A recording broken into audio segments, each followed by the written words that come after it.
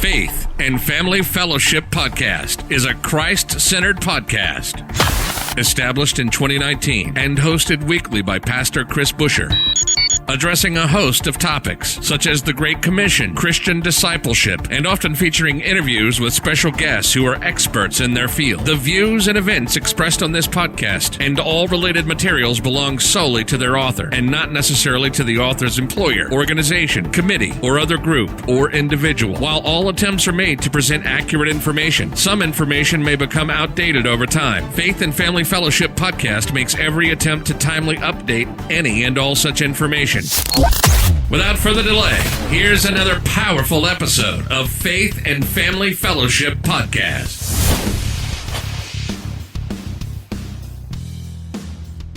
Welcome back to another episode of Faith and Family Fellowship Podcast. Once again, my name is Dallas. Today we have another incredible guest joining us. His name is Pastor and Mentor Nelson Aprigio, all the way from Brazil. Nelson, such a pleasure to have you here today. How are you? Hey, Dallas. Hey, guys. I'm very, very excited to talk to you about me and about my plans or my project Born to Lead, a podcast on leadership and mentoring. I'm very excited too. Just to tell our audience a little bit about who you are, Nelson, you are a seasoned professional with a diverse background in leadership, business, and mentoring, and over 20 years of executive business experience. But not only that, Nelson, you and I have been doing ministry together for some time now. And my pastor, Chris, the other host of our show, you've been doing ministry with him as well. And so Nelson and I have done ministry together in Brazil. He has taken me to some amazing churches. I was able to see him preach. He was able to translate for me sometimes to allow me to preach. And we've had a lot of great experiences together. And Nelson has helped me and my family personally during my wife's pregnancy, during some different situations throughout our ministry in Brazil. And so Nelson, thank you so much for all the things that you've done to help me and my family and help our ministry as well. So it's a great gratitude for me to have you on our podcast today. Wow, it's so touching. I was not expecting that. Well, to be honest, it's a pleasure to me telling to your audience, being part of your life as a minister, as a preacher and missionary. It's an honor for me because you're doing good and great things in Brazil. So if someone has opportunity to listen to your preachings and ministry, that is a kind of life-changing. Everybody, I was able to be an interpreter. I was so blessed by the way God sees you. Let me tell about myself. I'm 57 years old, senior manager and purchasing global sourcing for retail company. I have worked over 10 years at Walmart and other major retailers in Brazil. I live in Brazil. I have traveled for over 25 countries. And my mission is train the trainers. I'm married. By the way, this month, I make 36 years married. That's wow, a this long month. time. Congratulations, Nelson. That's yes, amazing. 36. And the same month, I complete 40 years as a servant of Christ. I was found by Jesus Christ when I was 70 years old. I was a very young man looking for opportunity, eager to be someone. I was lost. I didn't believe in God. But when I met Jesus, by the way, when he met me and when he found me, I didn't find him. I didn't find him. He found me and he healed me and saved me. He opened the doors for me. I had mentor on business, I had mentor on education, and my pastor Alcir is one of my mastermind mentor. Alcir Florentino is a lawyer. He lives in America, and he was the one who mastered me and prepared me for business life, Christian's life, and he was a kind of a mentor that Paul and Timothy. He prepared me to be the person I'm now, a person I am. And I'm so glad for Alcir, Florentino, and others people that God prepared. So I'm mentors, pastor, I business executive. I am a grandpa. I have two grandchildren, 6 years old and 8 years old. And I have two sons. One lives in Portugal. He's a director of business in a French company. And the other that's married is a general manager and a CEO of a business intelligence company. They all speak is very good English, and they are international people. So what is my purpose is to pass the torch, Dallas, is to pass to the new generation everything that I could get as a gift from God. That's my that is my mission. Pass the torch on leadership. Yeah. And you said earlier to train the trainers. And I think this is amazing because it's not just discipleship in the church, it's also business. You're also training the trainers in business and how to execute success. This is a very important thing as well. And I want to touch one more thing. You said Al-Seer. And I do remember this moment, Nelson. Was it not Al-Seer's nephew or his son or his grandson that we recorded an episode in your house, actually? Yes. Al-Seer grandpa. The Al-Seer you have interview has his grandpa is Al-Seer Florentino dos Santos, is Al-Seer grandfather, and he's a man of over 60 years old. He's a fantastic person, and I had opportunity to meet his grandson. That's and I happened to be at your house the same day he came to visit, right? Yeah, the same day we're there. So how could the second, third generation together? So it's life giving life. That's fantastic. That is fantastic. So yeah. And they will be very glad to know we are talking about the two Al-Seers. The one that started everything, brought his family to America, and the other one that the third generation, that's a very respectable person, a very young man, intelligent man, smart man in America. So it's exciting to see generations walking together. Yes. It is. That's my mission, to connecting generations. Nelson, thank you so much for joining us on our show.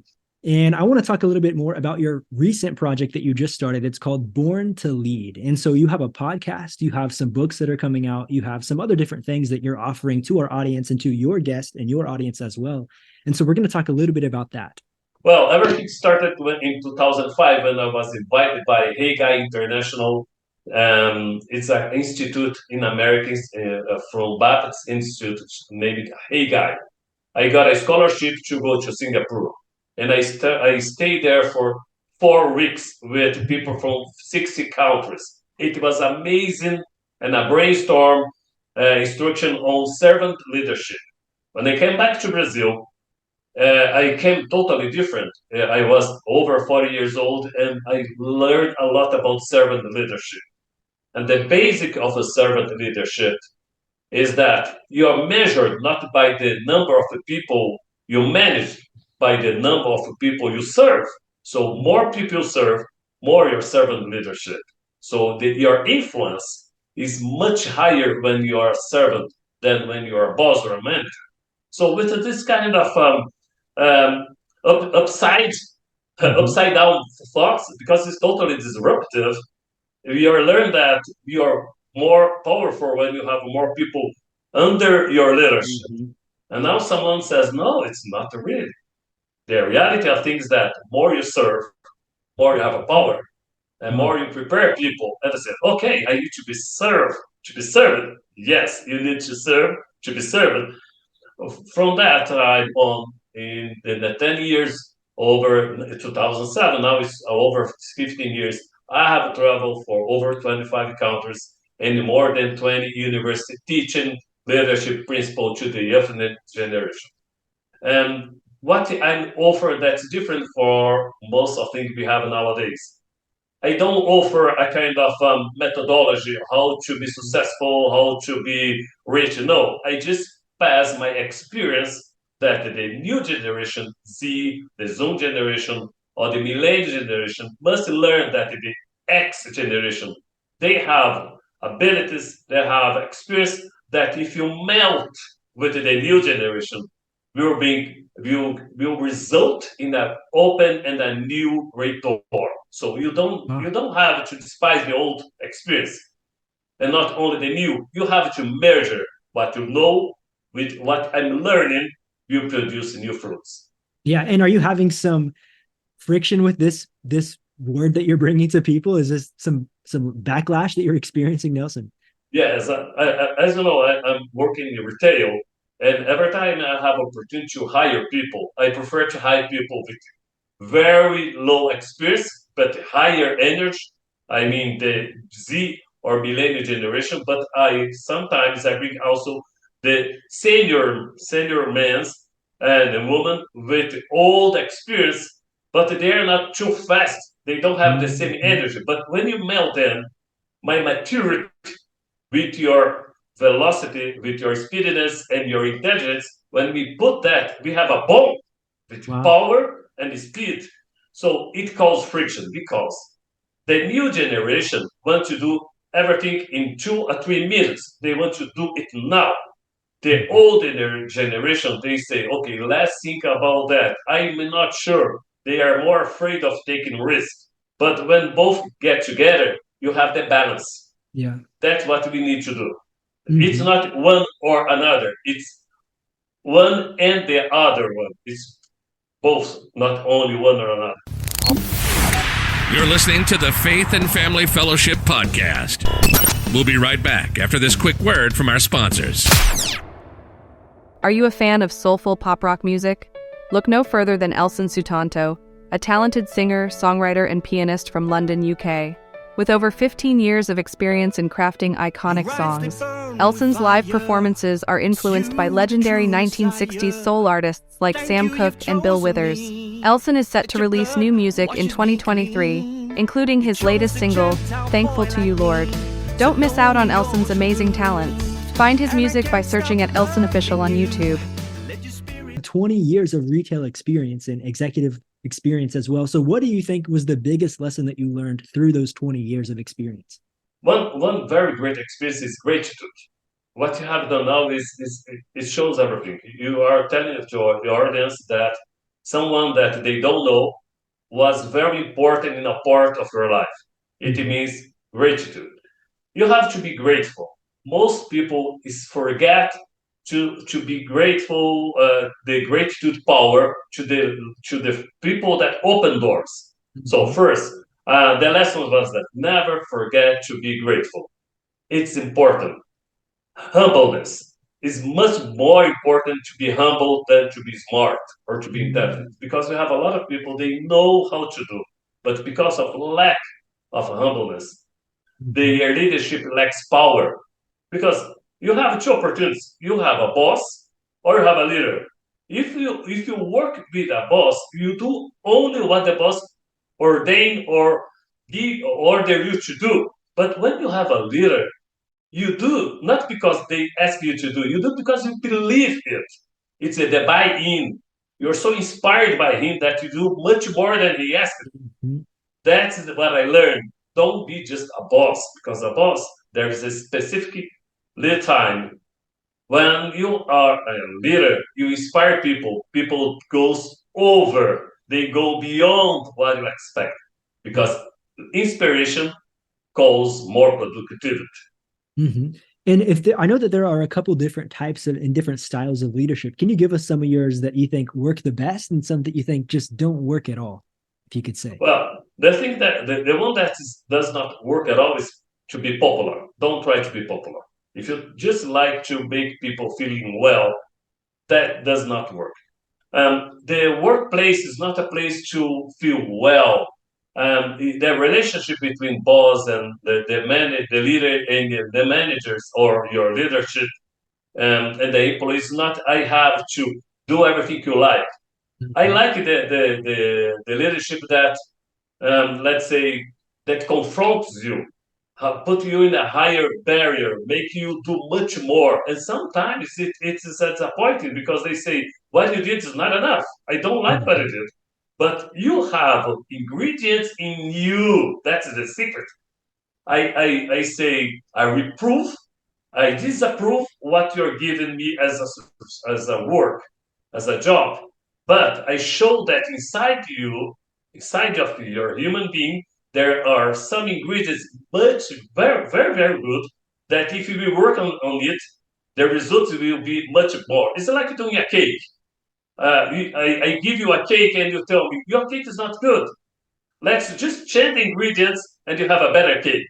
So what is my my my mission as a leader tells you how to do a better cake because you have the ingredients. maybe you're using the wrong ingredients. That's it. Yeah, I like that. That constructive criticism goes a long way, right? That's right. Mhm. So Yeah, the but we other have to the other, receive it as well. That's another part, another challenging part. We have to receive the criticism to do better, right? That's it the is humility feedback. that you were It talking is about. feedback. And the other way that does not work very well is not only popularity but authorities. Yeah, when you are very authoritarian and just Mhm. say do because it must be done. Yeah. It does not work in the new generation. The millennials and the Z generation, they are very critical. They say, no, tell me why. They want to know everything, why I am doing it. Mhm. Otherwise, I won't do that. They want to know the purpose. As a leader, you must understand. The people want to know why they are doing that. Tell their whys, not just the what. Let's talk a little bit about your mentoring as well. You've been mentoring over the years. And so, what led you into mentoring, and what do you like most about mentoring other people? Well, Dallas, I like to do mentor on. That's very different. I prefer to work on teenagers, the young people, 18, 20, 25, and 30s, because these are the generation they are willing to do something different and they are open to hear. Mhm. And they give you as they also give you as a returning their thoughts and their ideas. So when I sit with someone of 25, 22, I'm working with a visionary young man Mhm. or young woman. It helps me because they see what I cannot see. So what I do is to give my tips or my advice on the wrong steps I have done before. So I tell him or her, don't go on this way because I did, and I Mhm. made some mistakes. It's more principles, okay?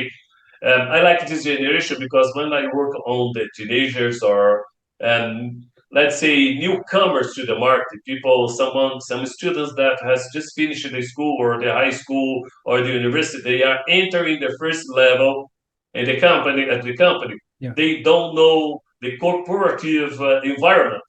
It's a war, yeah. It's forest. It's a jungle. Corporative environment. It's a jungle. If you don't know the rules, someone will devour you. That's Yeah. it. No mercy. Mhm. And then I try to teach them, to give them some advice or what the direction to go and how to go and when to go. And the Mhm. best of that in 5 years later you see the fruits, or 2 years later. I Yeah. have several stories of people that started business and now they are managers, even CEOs that I have the opportunity to be mentor. And when I look back our conversations, I see they make progress because they are looking to grow, but they need some directions. Yeah. And I like this about the young people, kind of like you say, I see a running theme here that you work with the younger guys who are more open to correction and open to teach me how to do it. It's kind of like that expression, like teach an old dog new tricks, right? But if you have a young Yes, guy, he's willing to learn, teach me, I don't know anything, right? So, I mean, that's, you have a head start there. and what I get as a result, as returning, because Mhm. they have a return on investment. And my return on investments is that when we talk and we discuss about anything, they give him some insights that I never thought. Well, what he's telling now is very different. Let's talk about, for example, the new medium way of communicating. Mhm. Every time I talk to someone from the new generation, they give me a lot of ideas that I don't know. Yeah. So it's an exchange of experience. That's mentoring. You pass what you have done and you don't want to do again because it was bad or it was good, and you help the new generation to avoid some accidents. Okay. Yeah. Mhm.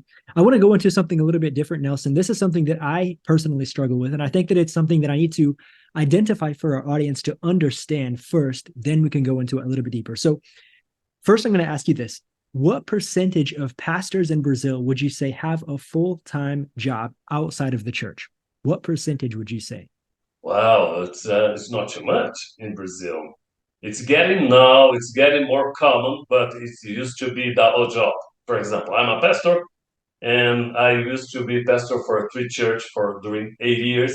And Sundays, and during the weekend, I was in the church, and for the weekdays, I was working a company. So I Outside was of the not. church, right? Yes, I Right. was paid by my company, and my Hmm. service in the church was for free. Yes, Hmm. I was not paid for that. I did my best, but I tell you that, well, you have some collateral effect because you don't have enough time to prepare people.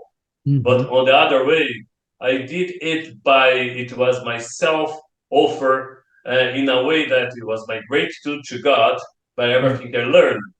And I was fruitful, but if I was full-time pastor, I should have more fruit, for sure, Yeah. more better And fruits. I wanted to explain this to our audience too, because this culture is different in the US. Because I think in the US, typically, if you're a pastor, you're in the church full time. You're not a pastor and a business executive or something like this. And so this is something I've seen in Brazil. The majority of pastors work a full time job and are a pastor at a church. And so just to give some explanation of that first. Now, with that being said, Nelson, you are also one of those pastors who did that. You just said it. How do you find the balance between being a pastor, leading people, being a shepherd, and doing the business life? How do you find that balance? It's a kind of transition that this is doing now. If you talk to old church like Assembly of God, the Pentecost church, Mm-hmm. they were people of bivocational pastors with Mm-hmm. double jobs, the church. And nowadays they are moving. They understood that if you have to have an effective church, you need a full-time pastor. Yeah. But it's we have much more full-time pastor nowadays than in the old times. If you talk about the Baptists, the traditional church, I tell you that 100% of them they have full-time pastors. If Mm-hmm. you go to Pentecostal or new liberal church, they are moving to have more full-time pastors. Mm-hmm. Assembly of God that they don't follow this style because they have a very few number of people on full time. Mm-hmm. But the liberal church, the new, let's say the new community church, they was born in that methodology. They know we need a full time pastor to be successful. How Yeah. to do that balance in Brazil? It's complicated. You need to have people behind you. So you're not only the senior pastor, you have two or three pastors helping you. Mm-hmm. Then you have to divide, split your time between your family, your work labor, your work time, and the church. So it means that Saturday and from Sunday, forget you are 100 time in the church. That's the difference. We Yeah. don't have free time on Saturday and Sunday because we are pastor Saturday and Sunday full time. Mm-hmm. Yeah. I have more to say on that, but we'll talk about this on another day, another episode about this topic, because yeah, we'll just leave that for another day. We'll talk about that another time. Yes, that's And okay. let's go in this awful word, the pandemic. I mean, why do we want to talk about this? But I do want to touch on it because I do think that it changed the way that we do business, not just in Brazil, but worldwide. And so, if we can talk a little bit about the pandemic and how you saw this transition the market in Brazil. Oh, it caused a lot of difference in leadership and business. Mm-hmm. During the pandemic time, I was leading in international business in a retail company in Brazil. I was used to travel 3 or 4 times a year, international travels. And we have to cut travels, international travels, trade shows, everything. So we start doing business on remote basis. We as Brazil, we are not used to that. And it's a totally different culture. But in Brazil, we insist that being physical, we are Latin. We are as a Latinos, we need to touch. Yes, we like touching. We like shaking hands. We like to kiss. You know, Brazilian. When you have a meeting with a Brazilian, we start a lot of talking, energy, power, laughs, and so on. When we went to remote business, we learned that we have to go focus. We have to have an agenda, direct, straight to the point. First, we have to cut personal meetings, face-to-face meetings. So we have to be more prepared because you cannot read the body language. Mm-hmm. You're smiling, but I don't know if it's a real smiling. But we are when you are face to face, you can read the body language. It was difficult first time. Second time about time zones. Imagine you have Yeah. to have a meeting with China. You have to be 11 p.m. or 3 a.m. to have a business meeting in China. So it caused a little of turbulence in this in the first Mhm. time. But later on, we learned that it's a very, very important alternative way of doing business. The remote, the video, the Zoom or Teams meetings. On the other side, we lost. Can you imagine that you are new in a company, Dallas? You are just hired in a company. How can you do the onboard in that company? Mhm. Everybody you know by video never saw before. You have 1 week in the company. So the remote basis, I mean, work at home. When we say Brazil home, homework, yes, work at home. It's totally different in Brazil and America because we are not used to that. We don't have office at our homes. We use Mhm. our table, dining room, and so on. So we have to learn how to do business. It was good for the senior people. I mean, people that was working in a company for a long time. But for newcomers, it was a disaster Mhm. because you have to learn the company culture without being involved in the company culture. You're just talking about the company, but you don't know anybody. You just know people on the camera. So it was Yeah. proved that we lost, we lost the learners in that time. It was not very good. But Yeah. it was good for people that in São Paulo we take an hour or 2 hours in that traffic jam. Yeah. So you can Which is so optimize real. it. It's so real. Yeah. So that's good and bad. So for Mhm. retail, we have to learn, as an old dog, we have to learn a new trick, Yeah. how to work remotely. And for retail people, it was really challenging. Would you say that overall it took Brazil to the next level in their markets because learning this new skill of working remotely, working hybrid? Yeah, yeah, because we learned that, for example, scalability. Mhm. Work remotely using the media gave us a scalability that we didn't have before. Mhm. So I can have China, I can have India, America, Europe in a video conference at the same time. Yeah. Instead of going meeting one here and another week. So it saved our time, but also gave us a vision about scalability. How can I do something that can be useful for anybody, the same audience? So it was good. Also, delivery. Do you have an idea? The growth of delivery. Small pizzeria, small snack bar, or bakeries, they were used to sell on the counter. Then learn that they have to use delivery, and they deliver the e-commerce bombed Mhm. Yeah. in Exploded. Brazil. Mhm. So it brought us to a new level of sales. And nowadays, sales by internet are so great, are so powerful that you have a lot of influencers telling you how to do that. And I tell you, if you have a good product in Brazil, internet is the best retail place to sell. It's the best Mhm. marketplace. We Mhm. learn a lot. So it was the good effect. But Yeah. in the other side, we became a little bit less smart Mm. because you don't have people to interact. You see, you don't have that time to get together with other people, get new ideas. So there is a kind of a balance on COVID 19 that's good and bad working together. And I'm happy about the increase of Brazil because I'm going to tell a funny story here. When Pastor Chris Busher, came back from Brazil about 6 years ago or something, I felt like he was behind. I felt like he was really behind with technology. And I felt like he had a lot to learn, right? When he came back. And I was like, Chris, I didn't understand yet because I never went to Brazil or never been to Asia or I pretty much have been in the US other than going to Belize for one mission trip. But I was like, Chris, Brazil can't be that far behind. Like, I think you're just something's wrong with you because Brazil can't be that far behind.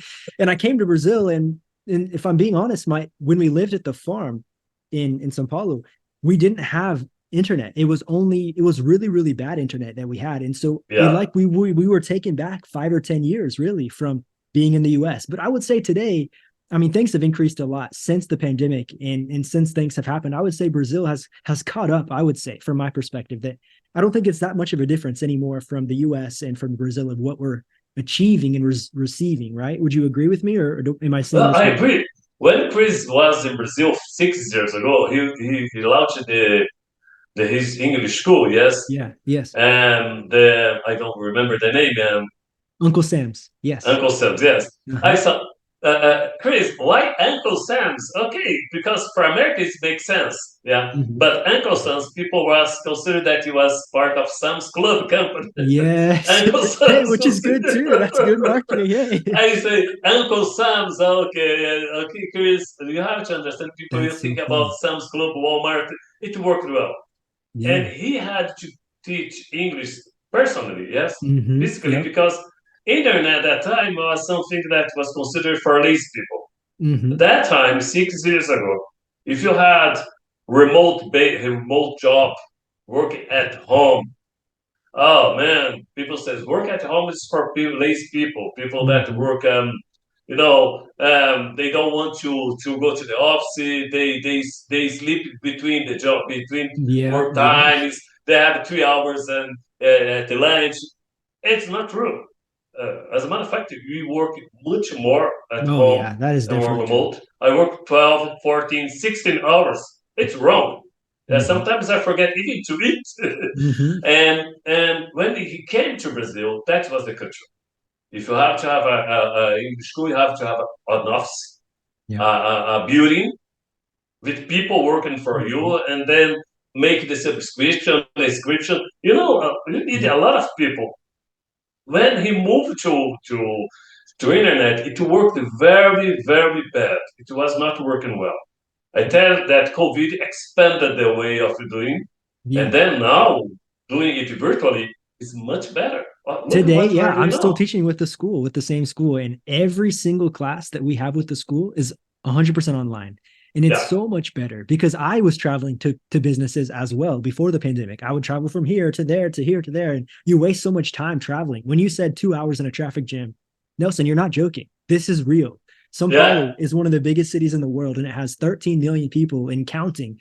And so, 2 hours in a traffic jam is a normal Tuesday. This is a normal day.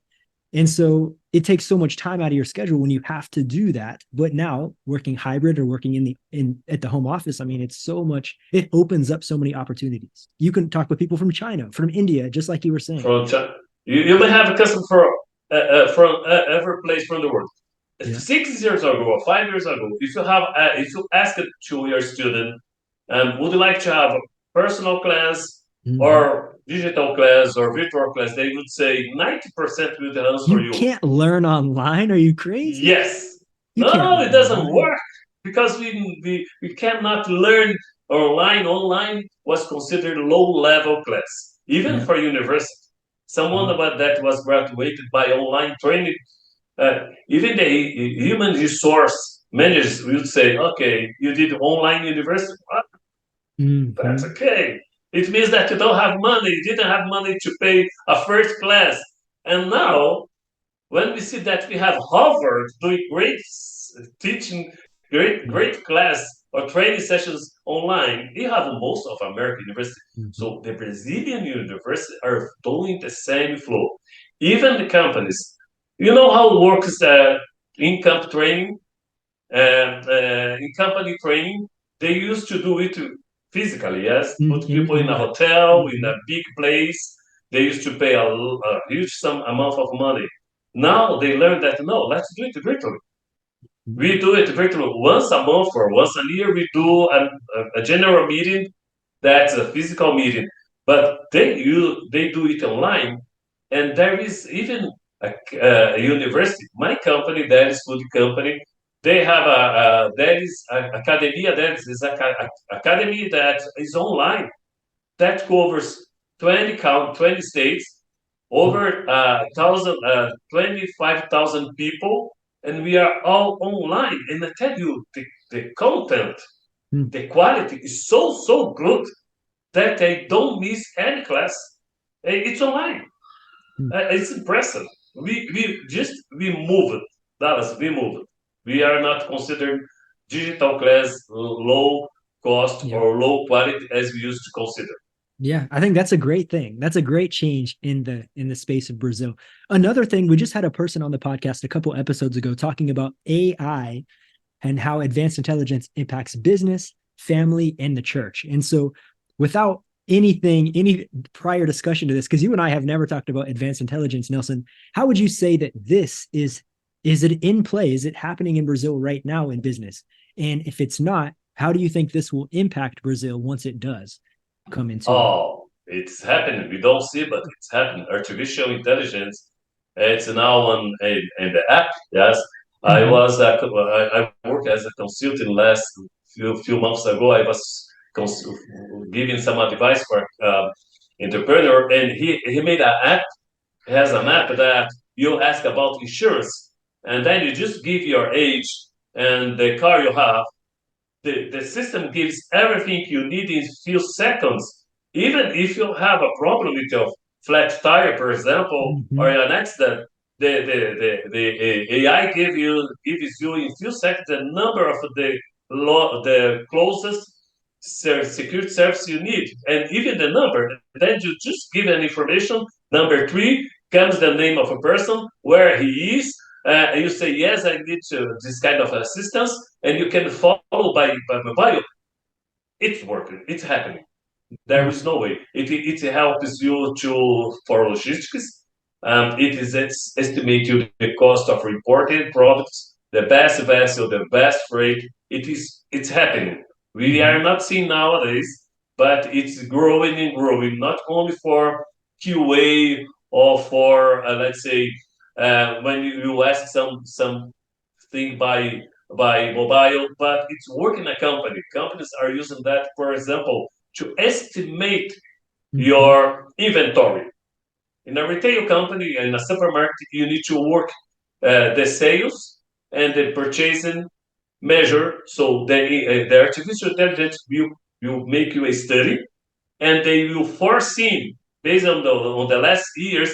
They will estimate how much you need to buy and how much you are expect to sell. Mm. It's It's working. incredible. It's incredible. So if I were 25, 21 years old or 16 years old, I would move from retail to this area because it is the profession of not for the future, for nowadays. We are Mhm. lacking of scientists, data scientists. There is no people available. So you see, business intelligence people use artificial intelligence as a part of a support tool Yeah. for business. Mhm. Get ready because a lot of changes are coming. Yeah, yeah, that's exactly what this other expert was saying about AI, that changes are coming. We're going to see the AI advance in the next 3 years faster than we've seen technology in the last 50 years. That's how quick things are changing. Things are going to change so quickly in the next couple of years with advanced intelligence. And so, again, another conversation for another day. But I do want to touch on, you I said was you, not expect that, but yeah, I wasn't either. I wasn't either. But here it is. that's I like that because I'm learning about that because I have to Mhm. get ready in a few months, a few years. Not only you have automated car that works Mhm. without driver, but do you know that China has made some experiment that you have a buses that's a kind of a market. It's a supermarket, small supermarket in a bus. It goes in condo in city, start, then you enter, there is no driver, there is nobody saying you buy your foods. You just do it by scanning, yes, by your eyes or just What? your credit card, and you go and during the night the bus goes to another city doing sales. It's artificial intelligence doing that. There is Wow. artificial intelligence behind that. It is on place. Just Amazon Go. Amazon Mhm. Go is a store that works with that technology. Yeah. Wow. Wow. There's a lot of changes to come. And for our audience who did not listen to that episode, go back. It's so interesting. And we don't just talk about the way AI affects business, but also how it affects the church. And I think that's the most important part of that conversation. And so that's a really, really interesting episode there. Well, I hope they don't replace pastors Yeah, or they preaching, tried. but they are There is a playing. church in Germany that did this. They had an Yeah, AI preach a message in Germany at a Catholic church, and It's an interesting. Go check it out on YouTube if you haven't seen it. It's pretty wild. They did. But the thing is with that, the AI can never have the anointing, right? No. The pastor has the anointing. The AI can never have. They can know the word by studying. They can do all those things. They can have the knowledge, but they'll never have the anointing of God. And so we need pastors. We need pastors. We are saved. We're good. We're good. Ministry is good. You also took a trip recently to India, Nelson, and so I saw some of your stuff on that. And so, just tell us a little bit about how that happened and what did you do there on your trip in India? Oh, well, my visit to India was a surprise. In October last year, I was contacted via LinkedIn to come to India and talk about Brazil challenges and opportunities. So we have to investigate. So I was investigating if it is a real company. I don't want to be naked, so I know somebody asking having a Brazilian or having documents, my documents, and then doing something fake. And after investigating, I saw that it was a very serious company, Notify. It's a business platform, and they do this kind of event once a year, and they bring people from Latin America, Europe, America, and Asia together to talk about vitamins, supplements. It is nutraceutical market. It's a market of vitamins. It's becoming so huge, so incredible, big that people like me and you, we want to live longer. So we are taking much more medicines. So once I was approved by my company to go, I dedicated to learn much more about this segment, and I was there. Well, I was surprised because I was staying at I stayed at Taj Mahal Palace Hotel. It's a palace. It's the Prince Diane and the Prince Charles and the Queen Mary. Oh, even the John Lennon from Beatles was there. So having been there, I was so honored to be there.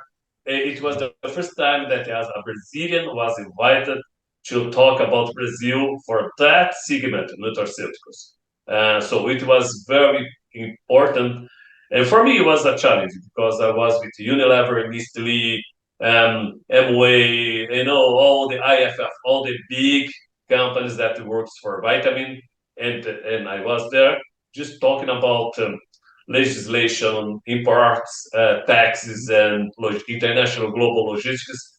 And also, I told them about the culture of doing business with a Brazilian. It's not easy. Yeah? When Brazilian, if you say you have a meeting 4 p.m., and if you make a meeting with a Brazilian 4 p.m., you have to make sure if 4 p.m. is for today or for tomorrow. Yeah. And usually we get late 30 minutes because we have the traffic jam. Yeah. And for Americans thought, and even Europeans, it's a lack of respect. So I was telling them, don't get panic if you make an agenda and a Brazilian gets late. It's not because he's willing to do that, because of lack of planning is something that we need to learn more. Yeah. And there are a lot of things in our culture that's different from Indian culture, but in another way we are very common. I learned that they work harder, they're workaholic, they are willing to grow because India lost their opportunity for China. And now India has 1.4 billion people. They are bigger than China, and they want to be the leader again. So I learned a lot about one thing that is very interesting for me. That's India works as China. They work on family basis. They have family first. There is something that's very important to India. The old man, if the dad goes away, the older son, the firstborn takes place. He's responsible for the family until he dies. It's amazing. It's amazing. The respect for family is so big. It's so big that when mom is still alive, everything is done for making her, let's say, happy and giving her a better life. they never forget family. It's something that I like. That's important. Family first, not company first, not business first. Family first, and business on family base, education on family base, religion is on family base. Everything on family. Family is a company, is a community. Yeah. You are not successful if your family is not successful. It's Wow. amazing. It's And I would amazing. say in the US too, it's more individualistic. Like I'm good. I gotta be focused on me, right? I think that's the US culture, Yes. I would say. Yeah, I like this India. We Brazilian, we are a little bit divided. We are a little bit too lost. We are not I culture, but we are not a family culture. Mm-hmm. We are now influenced by we need to have things. We have a lot of influencers telling how to get rich in 10 lessons. And the people just believe that it's possible to make just like that. They forget that the process are required to be Mm-hmm. successful. You need to It's pay not the an price. overnight thing. It's not overnight. No, It takes time and no. Also, process. unless you get the lottery, Yeah. that's another overnight. Yeah. Which this is But not a suggestion for our audience. Go play the lot, not a suggestion. no. You have Obviously. to work. You Yeah. cannot reap if you don't Yeah. seed. There is Mm-hmm. no harvest if you do not put a seed, if you not plant it. Mm-hmm. This generation must learn to have a tree. The seed has a long journey. Yeah. You cannot have a tree tomorrow. You put Mm-hmm. a seed and be patient, patient day after day. But when you have a tree, don't forget because the tree is what you see. Look to the root, Mm-hmm. to the grass root. The root is more important than the tree because the root give you sustainability to Yeah. face the storms, the storming, the hurricanes, the cyclone. Everything comes if you have a root, a great and deep root, like Mm-hmm. bamboo, Chinese bamboo. Yes. Yeah. Yeah. I have two more questions prepared, Nelson. This question, I want to talk about the working to live or living to work. So, from my perspective, the American culture is a little bit different than the Brazilian culture. I think from in America, we have too many things that we don't need. I would say, like, we have so many toys, so many boats and four wheelers and motorcycles, and like just a lot of stuff we don't exactly need, but we work and have a good life and a fun life, I would say. Brazil, I think a lot of people work hard, and we don't always see a lot to show for that from my experience, right? Yes. What can you say about this culture of Brazil and how is this changing and what's holding people back from this area, if you could say? Wow. I like what I see in America at certain point because most of Brazilians live in America. They just work.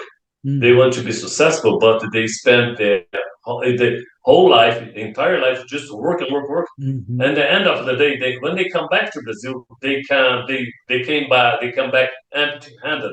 They say, "I Mm-hmm. brought nothing, just experience." So there is no meaning for working, Yeah. accumulating things. I don't like that way. It's important that you need certain things to have a good life. I like the way that you use the work to bring things that makes your life comfortable, pleasant, and also to honor, adore God, and help people. I Mm-hmm. mean that work must be the middle part of the machine. It's not the final product. But what we have learned a long time ago that everything is important. The most important thing you have to do in your career is work. Then comes COVID-19, and Mm-hmm. a lot of people are dismissed, fired without any merciful, any thought. So can you imagine working 25 years, 60 years in a company? So what is the balance?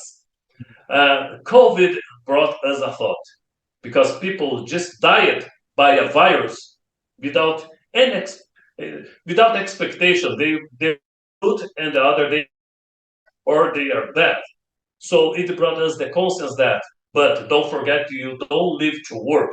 You work to give a very good life for you and your family. Mm-hmm. If you do more than that, you have an imbalance. Like a plane, plane has two wings. I have my former CEO told me that you have to you cannot have left wing high or the right wing high. You have to balance the wings of your plane. Yeah. So it's a challenge. If I would say, what's the best? Try to do the balance. Try to find the balance. Because Yeah. job, the work you have today, you may not have. That's it. But family are 5 years of you have kids. Yeah. If you miss the first 5 years, they will not repeat. Mm. The first 5 years in the school, everything that you miss in the first 5 years of children, see again because they are both 10, 15, or 20. Forget, you cannot, it won't be able to do later on because it's another people. Mm-hmm. I working on a balance. That's what I tell to the new generation. You're doing a service in a church, be 100% in the church. Never mix seasons. Yeah. Excellent. Nelson, my final question for you today. Over all of your years of preaching, what do you think is your favorite message that you always love to preach? What do you think that is? Well, can I tell one of the best message I heard from an American? Okay, you Well, can say. when you were in Guarulhos, you're talking where, when you talk about Jesus, you mentioned about where we are going to.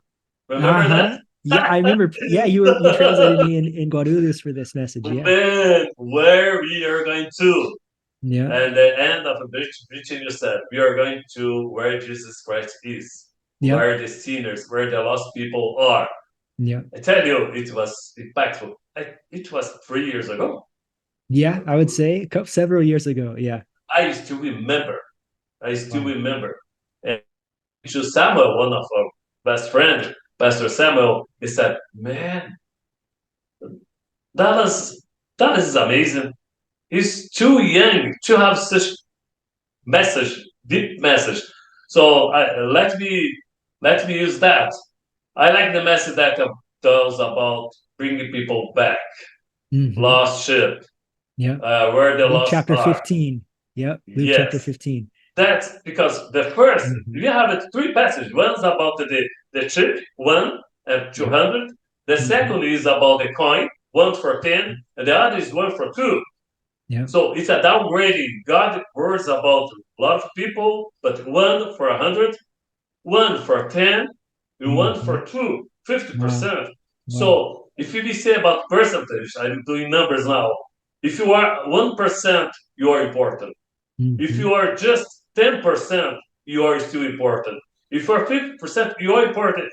For Jesus, no matter how big or how small you are part of the process or for the community, you are always important. And I like it then when the lost, not the lost sheep, but the man, the son, yes? We have the lost son. We say the lost son. The prodigal son. In Portuguese we say the lost son, but I like the American that say prodigal son because it's more accurate. He just moved when he considered that what I'm doing here. He remembered where he was, and he made a comparison. I'm here, but I was there. In the past, I was better than the present. Yeah. Said, I made a mistake. And because his conscience said, you made a mistake, he admitted it, he raised it, he got up and started making his trip back, his journey back to his place. So what I like is bring people that went far away, that lost the route, that made the wrong journey, bring them back. My message is to bring people back to the future. Yeah. The futures today, people that are lost, but if you bring them back, they will do great things. If you have considered that passage, the lost, the prodigal son, years later, he was a farmer. Yeah. He was a farmer again. Amazing. He was the CEO of the farm. But everything changes when you admit that you made a mistake. But the miracle happens not when you admit it. not when you assume it, but when you get up and start walking. So Going home, start, go back home, walk, right? go Yeah. back home. Because everybody make a mistake. Everybody will take a wrong decision. But what is the first? You from the better you Yeah. is when you take a way back to the foundation. Yeah. What that Back to son the did. Father, right? Back to the Father. Back to the That's Father. it. That's Be it. back to the Father. It's the best way. It's the only way, not the best. It's the only way to redo everything again in a better way. Back to the Father. Excellent. Nelson, so thank you so much for your time here today. I'm super blessed to have you on the podcast. It's not the last time you're going to join us here on the show. Oh, surely. One day, I hope to have you and I and Chris all together on a call. That would be incredible. Oh, that would be fun. So let's see if we okay. can try to make that happen. I'll get him on the call and see what we can do. But I just want to give you this last opportunity, Nelson. Where can we find you, your podcast, and some other information that you may have, maybe your social media platforms? My social media is Born to Lead, www.borntolead.online.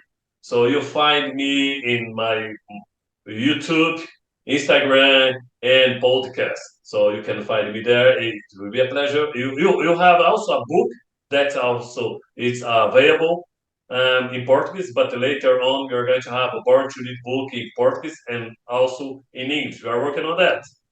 Excellent.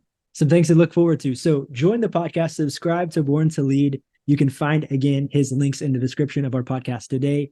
Such a pleasure to have you here today, Nelson. If you can end our time together with a prayer, I would really appreciate that. Okay, I will make a prayer based on our conversation. So thanks God for the opportunity we had to be here. And my prayer is that we are back to the Father. So I like Jesus. I would like that. Anybody that are listening us now, understand that maybe you have made a mistake. Maybe you have to take wrong journey, wrong step. But don't worry. The only thing you have to do is get up, and be back to the Father. Back to the Father, and your life will be back again. Go back to the Father, your family will be restored. Be back to the Father, and your job, your career, your promise will be restored.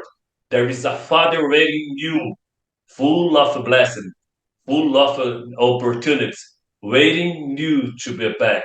And when you are back, there will be a party already prepared for you because you are a son, someone that just went away, but you'll never stop to be a son. You're a son and a prodigal son, but be back to the Father. There is a party for you and a blessing for you. Amen. Amen. You've just listened to the Faith and Family Fellowship Podcast with your host, Pastor Chris Busher. Faith and Family Fellowship Podcast was recorded live in studio with final editing made before uploading. Subscribe today to Faith and Family Fellowship Podcast on iTunes or Google Play. For more fantastic daily content, visit Pastor Chris Busher online via Facebook, YouTube, and Instagram. Don't miss the next episode on Faith and Family Fellowship Podcast.